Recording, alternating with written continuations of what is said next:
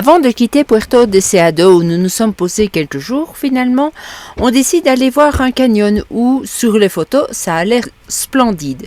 Mais voyez plutôt par vous-même. Alors, tu nous emmènes où encore? Hein? Explique un peu. Tu veux me perdre? Ouais, on va dans un canyon.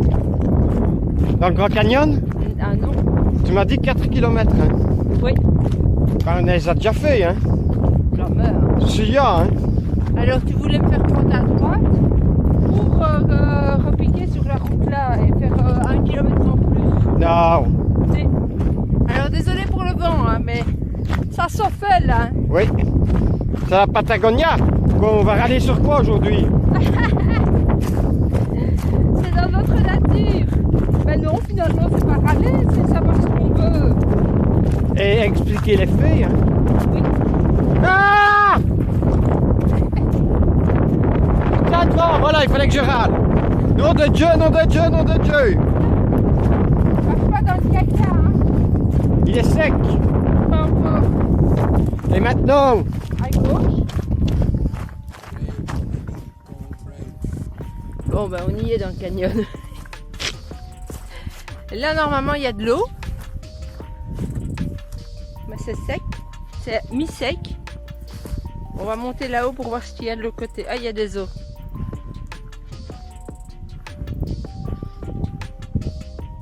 Ah mais là... Hop, c'est moins sec. Mais ça fait que tu veux pas prendre la route et monter là au-dessus, tu veux bien monter là où c'est plus compliqué. C'est loin là-bas. Ah oui, il y a un chemin. Bon, vous l'aurez compris, ce n'était pas à la hauteur de nos espérances.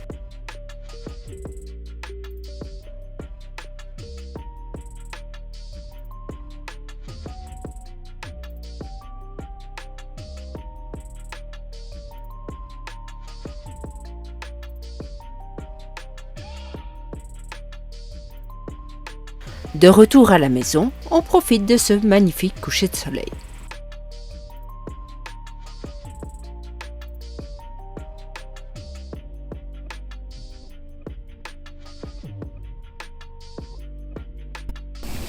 Nous nous trouvons dans une région riche en faune marine et on a repéré un endroit où les lions de mer se dorent la pilule.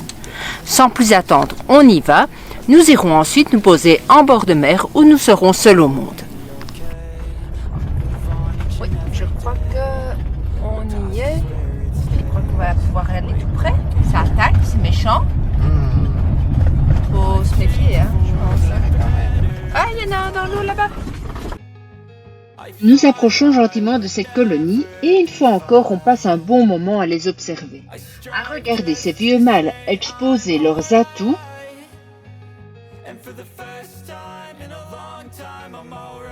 à les regarder faire causette ensemble,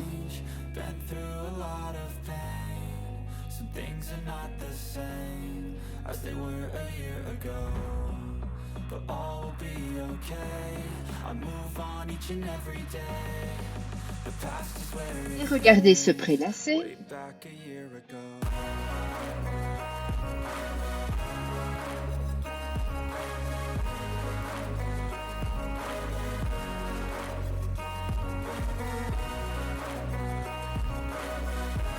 ou encore voir les petits jouer au bord de l'eau.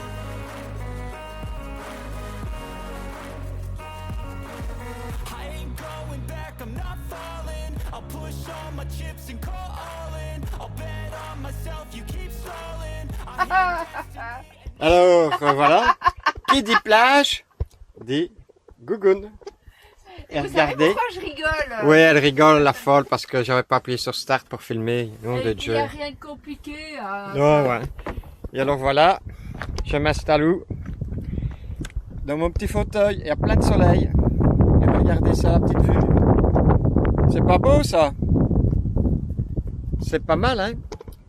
Et alors, la patronne, qu'est-ce qu'elle fait, elle patronne? On va aller voir. Qu'est-ce que tu vas faire de beau, toi?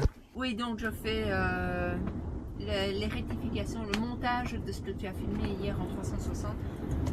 C'est plus compliqué. Ah, il y a la Hey. chaise qui s'envole. Ah, il y a du vent. Bon. Eh ben, je vais aller stabiliser le camping-car quand même. Hein. Oui, Non, d'accord. qu'est-ce que tu en penses? Oui, oui, oui. Tu viens montrer comment ça se passe? Ok. Donc voilà, on a des cales stabilisatrices. C'est les rares fois qu'elles servent. Il y a de la terre. Il y a de la terre. Hop.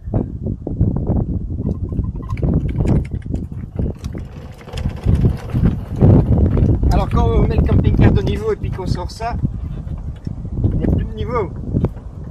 Donc à côté, à fond.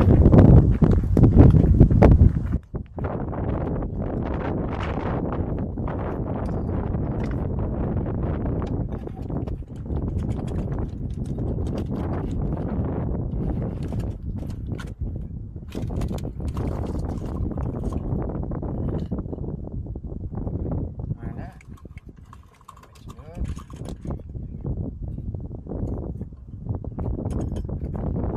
Hop. Et vous allez voir, là ici je le mets à fond. Et de l'autre côté elle va se relever. Et je vais relever de l'autre côté.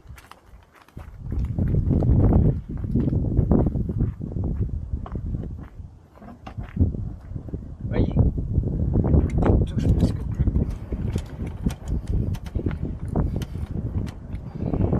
Et voilà. L'avantage de faire ça, c'est qu'il bouge moins avec le vent. Et quand Fabienne marche ou moi marche dans le camping-car, ça bouge moins aussi. Oui. Et voilà, c'est bon. On est prêt.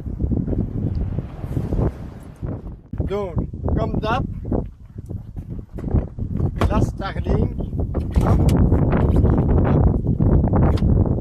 Et je ne sais pas pourquoi elle va se diriger, alors je la mets là. Et voilà. Oui. C'est parti, on a internet. Parce Regardez. qu'habituellement, je vérifie l'orientation si on est où est le nord et Ok, c'est nous le te filme sud. là. Oui, oui, tout à fait. Oui. Donc on va utiliser l'Insta, mais rien que d'un côté pour filmer ce qu'on va faire.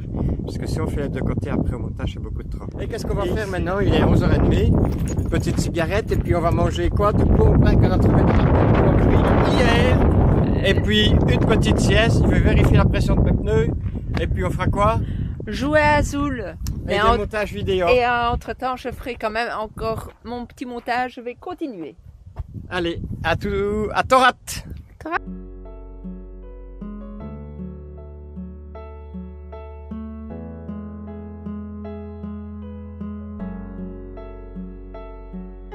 La mauvaise nouvelle du jour. Eh ben, on est encore loin du Chili pour avoir des pneus. Et on a 2 hernies. À chaque pneu, ça fait 4 hernies en tout. Je vais vous montrer ça.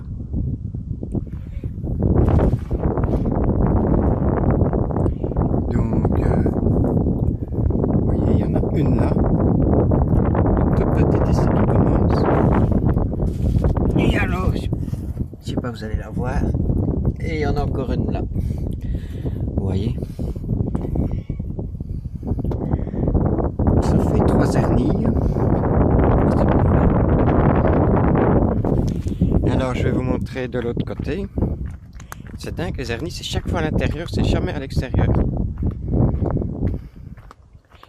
Et de l'autre côté, je vous montre. Vous voyez? Il y a une hernie là. Je sais pas si je saurais vous montrer. Il y en a une là et une là. Donc il y en a 3 à chaque pneu. C'est dingue.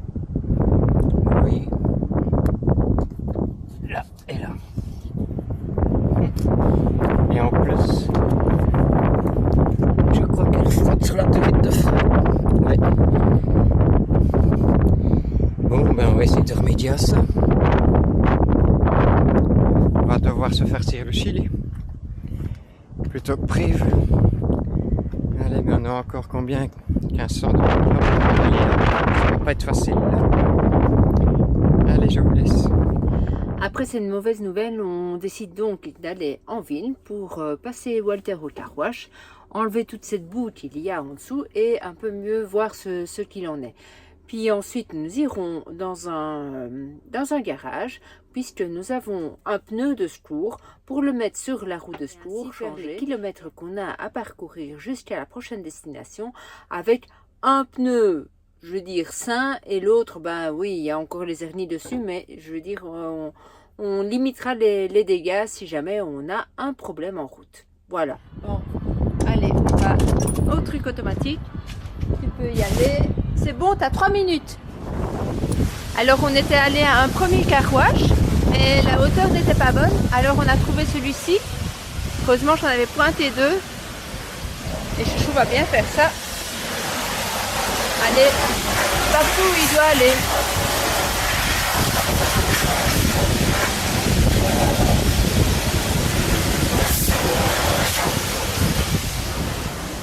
Je vais pas tout vous filmer. Hein. Donc ici, deuxième étape avec notre problème de pneus. On a trouvé un garage où on va pouvoir changer le pneu. Donc heureusement, on l'avait gardé en réserve, vous vous souvenez. Bon, ça va, il n'y a pas grand monde. Donc on va prendre le pneu qui est là et le remettre sur la jante. Alors, on va peut-être pouvoir montrer mieux les hernies. Qu'est-ce que tu crois?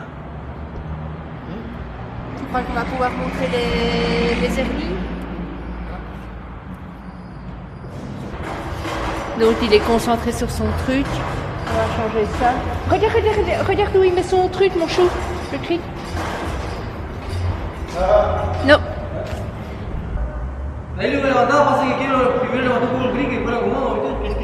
Je ne sais pas. On comprend rien. Si, necesito là, aquí. Si, muy bien. Disculpe, no comprendo, no. Si, ma. Si. Vous entendez comme il parle vite, alors là déjà que moi c'est compliqué l'espagnol, mais alors là s'il parle à cette vitesse-là, il a beau dire j'ai besoin de lever fort, etc. À mon avis c'est ce qu'il dit, mais non ça n'ira pas. Bon. Voyez-vous, toujours être vigilant, heureusement que moi je regardais malgré tout, sinon il ne le mettait pas exactement au bon endroit. Et puis après ça va faire des dommages sur le châssis, donc alors ce que j'avais peur aussi, je me dis il va foutre le manche sur le camping-car, mais ça va, il a mis son gant, donc voilà, ça c'est bon. Quand on vous dit, c'est pas facile, hein, et la langue, moi je le répète, c'est le truc qui m'embête le plus, c'est de ne pas savoir parler comme il faut. Ça fait un peu moins bricoleur que l'autre, hein. Attends, tu dis chouchou.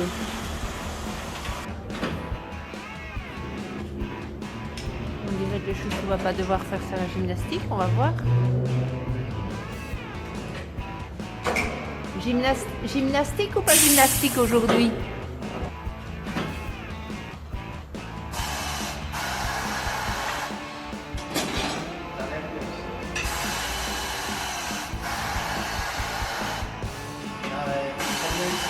Oui, hein. Et voilà, c'est déjà enlevé.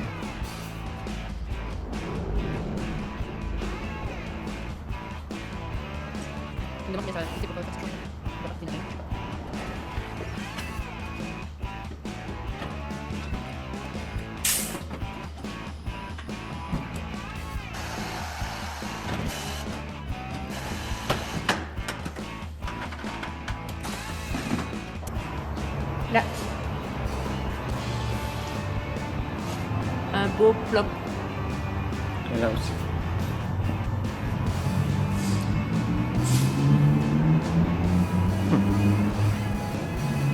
On dirait qu'il y a une bulle dedans. Ah oui, là, c'est tout mou là.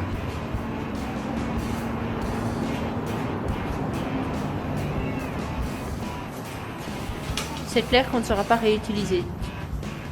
Hein? C'est autre chose qu'on est allé. Hein. Oh purée. Ça travaille bien ici. Comme quoi, sont pas tous mauvais, il y a des bons quand même. Hein. Oui, et ça va mettre 5 minutes hein, en tout et pour tout. Oui, ils ont un bon cric, ils ont une bonne machine à pneus. Ça va bien. Voilà, donc c'est ici que nous nous sommes rendus pour faire le changement de pneus. Et franchement, c'est autre chose que ce qu'on avait fait. Donc c'est top. Vous voulez me le donner le carton, mais j'ai pas de place moi. Hein. Coucou tout le monde. Bonjour à tous. Alors, vous l'avez aimé notre vidéo? Quelle affaire hein, avec ces pneus. Donc, pour résumer, on avait oui, voilà, explique un petit peu. 3 hernies à chaque pneu. Donc, pour faire la route, on avait quand même beaucoup de kilomètres à faire. Presque 500 km, dont 100 km avec une mauvaise route. Oui. D'ailleurs, je donc, vous ce mets qu'on a quelques fait, images. comme on avait changé les pneus avant, parce qu'il y avait une hernie, Cela était bon. cela était bon. J'ai récupéré un des deux qui était bon, je l'ai mis à l'arrière. Et pour faire la route de 500 km, comme les deux avaient une hernie, il y en a un que j'ai changé et j'ai remis un que j'avais récupéré à l'avant. Et comme ça, s'il y avait un problème avec le dernier pneu qui avait une hernie, on avait encore la route de secours. Alors, on avait deux solutions. Ou bien on en trouvait en Argentine, on ne devait pas faire 500 km, c'était 800 € pièce. Et si on allait au Chili, c'était 400 € pièce. Et si on faisait 1500 km en plus, c'était 350 € pièce. Mais oui, mais seulement tu aurais perdu parce que tu aurais dû trouver quelqu'un pour les monter. Oui. Donc on a pris la solution la plus facile et on a dû changer les 4. Pourquoi? On avait mis 2 nouveaux à l'avant, mais la dimension c'était des 265, 65, 18. Et plus moyen d'en trouver et Bridgestone ne fabrique plus cette dimension-là. Donc on devait mettre des 265, 60. Donc il y a une taille plus basse. Donc on a dû changer les 4. Et les 2 qu'on avait mis à l'avant, on les a laissés chez le garagiste. Oui, il n'avait que 3000 km. Oui. Voilà. Mais voilà, maintenant on est tranquille. Ce qui nous a valu aussi de changer notre route. On n'ira pas donc à Valdez pour éventuellement voir les orques, parce que rien n'était moins sûr. Et puis voilà. Oui. Et alors dernière chose, bien sûr on a dû changer la roue de secours, puisque la roue de secours avait le même diamètre que les pneus qu'on avait. Enfin, pas la roue, le pneu. Donc 5 pneus alors. 5 pneus qu'on a dû changer. Et lui, il avait 2000, même pas 2000 km. Donc voilà, ben, c'est Voilà. les aléas de la vie et on n'avait pas le choix. Oui, ça c'est dans le budget usure et voilà. Et je l'ai déjà dit et je le répète, ce qui souffre le plus en Amérique du Sud, c'est les pneus et les amortisseurs. Ne tardez pas pour changer vos pneus, ne tardez pas pour changer vos amortisseurs. Et sachez qu'en Argentine, tout ce qui est importation est le double du prix des autres pays en général. Pas tout, mais beaucoup de choses. Bon, on se dépêche parce que là, vous voyez, la pénombre commence à arriver fortement, on ne te voit presque plus. Alors, on se retrouve la fois prochaine pour la 200e où là, on vous fera une annonce, un truc méga important. Ah, je ne suis pas au courant. Voilà. Ben, je serai au courant en même temps que vous. Allez, à plus Salut. les amis. N'oubliez pas, abonnez-vous, la petite cloche, la totale, hein, parce que c'est important. Hein. Et les commentaires, hein, on aime bien les commentaires. Allez. Salut! Si vous aimez la vidéo des Frabis, n'oubliez pas de mettre le pouce. Et encore mieux, vous abonner. Alors, vous avez aimé cette vidéo? Alors n'oubliez pas le pouce bleu, le like, le j'aime, l'abonnement, le commentaire, bah tout quoi. Allez, ciao ciao! Ah, ciao ciao. Si te gusta Les Fabris, ponele me gusta y suscríbete para seguir sus videos. Excellent. Si vous aimez les Fabis, abonnez-vous. Mais Joanne! Ça dira jamais avec des Québécois. Abonnez-vous Frabis. N'oubliez pas Le le petit pouce bleu.